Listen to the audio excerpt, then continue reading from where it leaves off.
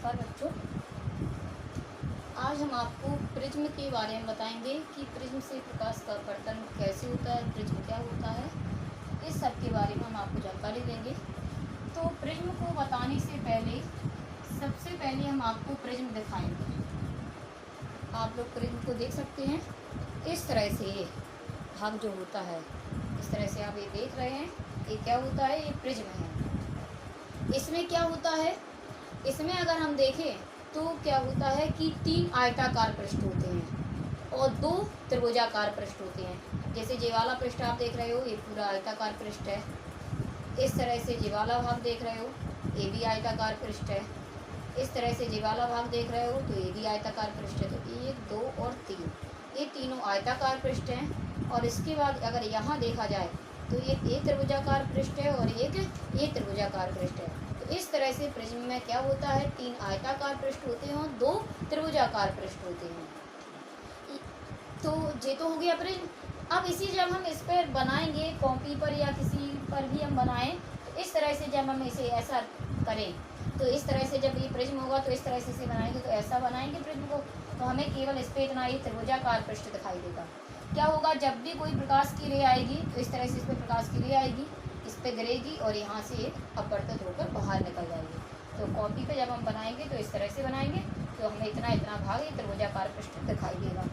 तो अगर हम डेफिनेशन में लिखें तो कैसे लिखेंगे कि प्रिज्म में क्या होता है कि हम जब देखते हैं, कॉपी में बनाते हैं, तो हमें ये त्रिभुजाकार पृष्ठ इतना यही पृष्ठ दिखाई देता है। तो इसमें क्या होता है, ये 2 पृष्ठ होते हैं। ये दोनों जो पृष्ठ होते हैं ये किसी ना किसी कोण पर झुके हैं। हम देख रहे हैं दोनों जो पृष्ठ हैं ये कुछ कोण पर झुके होते हैं। तो प्रिज्म में क्या होता है कि 2 समतल पृष्ठ है, ये दोनों पृष्ठ जो हैं वो समतल पृष्ठ है। ये समतल पृष्ठ क्या होते हैं, कुछ कोण पर झुके हुए होते हैं। उनके बीच में कुछ पारदर्शी माध्यम, ये पूरा देखो कांच है, तो जो पूरा माध्यम पारदर्शी माध्यम घिरा होता है तो उसे कहते हैं प्रिज्म। तो अब ऐसे हम बनाएंगे तो प्रिज्म को इस तरह से बना देंगे हम। तो इसमें क्या होता है,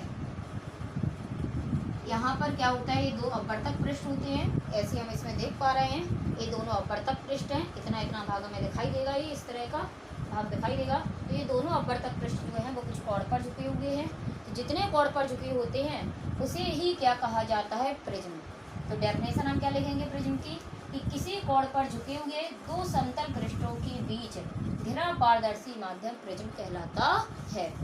अब होगा क्या कि जैसे इसमें प्रकाश का अपवर्तन कैसे होता है ये हम समझेंगे।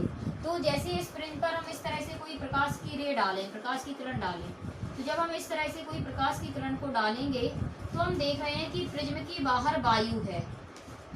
हमने यहाँ पर ये जैसे कोई प्रिज्म रख दिया है, तो इस प्रिज्म के बाहर यहाँ से कोई प्रकाश की किरण चलेगी, तो हम देख रहे हैं कि ये वाली जो किरण चल रही है ये वायु में चल रही है।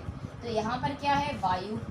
जब ये किरण प्रिज्म के अंदर जाएगी तो प्रिज्म पूरा कांच का बना है, तो अंदर क्या होगा, कांच होगा। अब आप लोगों ने अपवर्तन तो पढ़ा ही है।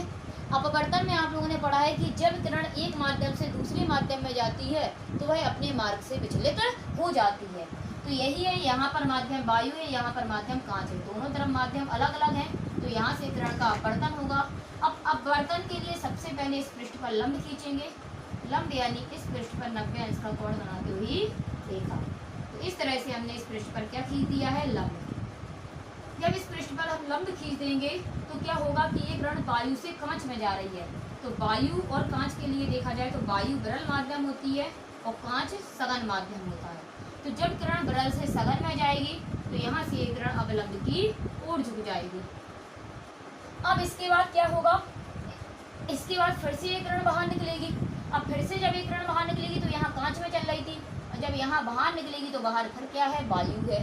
अब बाहर जब फिर वायु है तो फिर से क्या होगा, यहाँ पे फिर से अपवर्तन हो जाएगा। तो इसके लिए फिर क्या करना होगा, क्योंकि हमें जब तक हम अवलंब नहीं बनाएंगे किरण का अपवर्तन नहीं कर सकते हैं, क्योंकि अपवर्तन में हमने पढ़ा हुआ है कि अगर किरण विरल से सघन माध्यम में जाती है तो वह अवलंब की ओर झुकती है, और यदि किरण सघन से विरल माध्यम में जाती है तो अवलंब से दूर हटती है।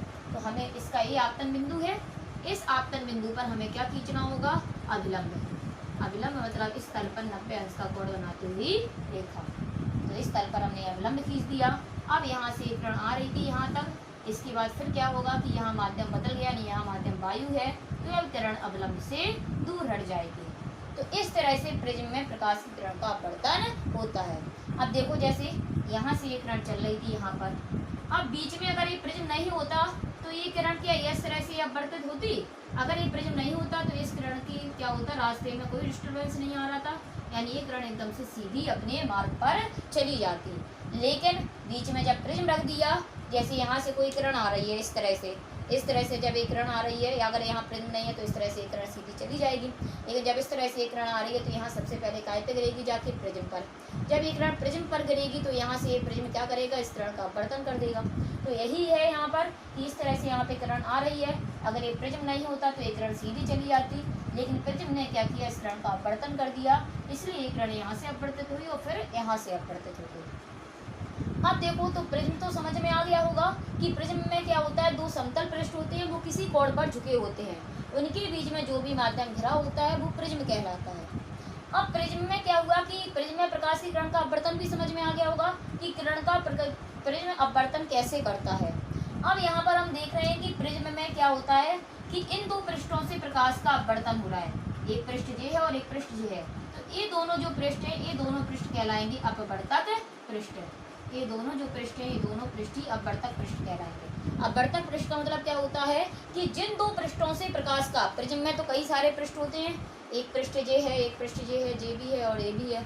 अब किरण इस तरह से डालोगे तो यहाँ से होती हुई यहाँ से अगर निकल गई तो इन दोनों पृष्ठों से प्रकाश का अपवर्तन हो रहा है, तो ये दोनों पृष्ठ अपवर्तक पृष्ठ कहलाएंगे, ठीक है। और अगर हमने मान लो प्रिज्म ऐसा रख दिया, किरण यहाँ से डालेंगे, अब यहाँ से निकल रही है, तो इन दोनों पृष्ठों से प्रकाश का अपवर्तन हो रहा है, तो ये दोनों पृष्ठ अपवर्तक पृष्ठ। अगर अब हमने ऐसा रख दिया तो अब इन दोनों पृष्ठों से होगा, किरण ऐसी जाएगी, यहाँ से बाहर निकलेगी, तो अब इन दोनों पृष्ठों से प्रकाश का अपवर्तन हो रहा है, तो फिर ये दोनों पृष्ठ अपवर्तक पृष्ठ कहलाएंगे। अर्थात प्रिज्म के जिन दो पृष्ठों से प्रकाश का अपवर्तन होता है उन दोनों पृष्ठों को अपवर्तक पृष्ठ कहते हैं। इसके बाद अब जैसे इन दो पृष्ठों से प्रकाश का अपवर्तन हो रहा था तो ये दोनों पृष्ठ अपवर्तक पृष्ठ कहला रहा है। अब ये दोनों अपवर्तक पृष्ठ जो है वो कुछ कोण पर झुके हैं, तो इनके बीच जितने कोण पर एक अपवर्तक पृष्ठ झुके होते हैं, यानी इन अपवर्तक पृष्ठों के बीच जितना कोण बना होता है, तो जैसे ये दो अपवर्तक पृष्ठ होगा इस प्रिज्म में, तो ये दोनों अपवर्तक पृष्ठों के बीच जितना कोण बना है तो यही कोण कहलाएगा प्रिज्म कोण। प्रिज्म कोण को ए से लिखते हैं, ये इसका एक दूसरा नाम और होता है प्रिज्म कोण, या इसी को कहा जा सकता है अपवर्तक कोण। अगर जैसे ये दो प्रिज्म में इन दो पृष्ठों से प्रकाश का अपवर्तन हो रहा था तो ये दोनों पृष्ठ अपवर्तक पृष्ठ, ये दोनों अपवर्तक पृष्ठों के बीच का ये वाला कोण हो जाता अपवर्तक कोण। अगर प्रिज्म ऐसा रख दें तो अब इन दोनों पृष्ठों से होगा प्रकाश का अपवर्तन, तो इनके ये दोनों पृष्ठ अपवर्तक पृष्ठ हो जाएंगे और इनके बीच जितना कोण बना होगा वो कहलाएगा अपवर्तक कोण या प्रिज्म कोण। तो अर्थात प्रिज्म के जिन दो पृष्ठों से प्रकाश का अपवर्तन होता है उनके बीच बने कोण को प्रिज्म कोण या अपवर्तक कोण कहते हैं, और उन पृष्ठों को कहा जाता है अपवर्तक पृष्ठ।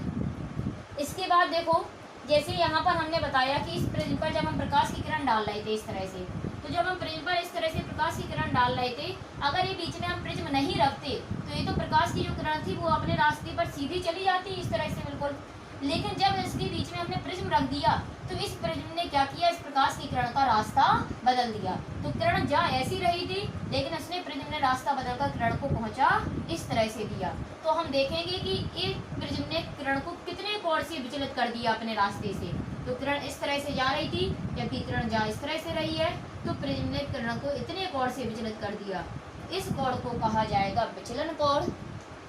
इस कोण को क्या कहा जाएगा, विचलन कोण। यानी अगर कोई प्रकाश की किरण के बीच में प्रिज्म को रख देंगे तो प्रिज्म उस किरण को क्या करेगा, कुछ कोण से विचलित कर देगा। जितने कोण से वह किरण को विचलित कर देगा उस कोण को कहा जाएगा विचलन कोण।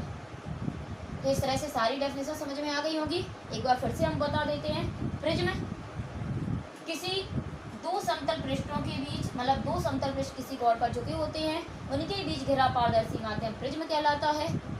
प्रिज्म के जिन दो पृष्ठों से प्रकाश का अपवर्तन होता है वे दोनों पृष्ठ अपवर्तक पृष्ठ कहलाते हैं, और उनके बीच जितना भी कोण बना होता है वो प्रिज्म कोण कहलाता है। प्रिज्म प्रकाश की किरण को जितने कोण से विचलित कर दे उस कोण को कहा जाता है विचलन कोण, जिसे लिखा जाता है डेल्टा से। विचलन कोण को किससे लिखा जाता है, डेल्टा से। इसे हम डेल्टा पढ़ते हैं। मैथ में आप लोगों ने डेल्टा इस तरह का पढ़ा होगा, लेकिन फिजिक्स में डेल्टा ऐसे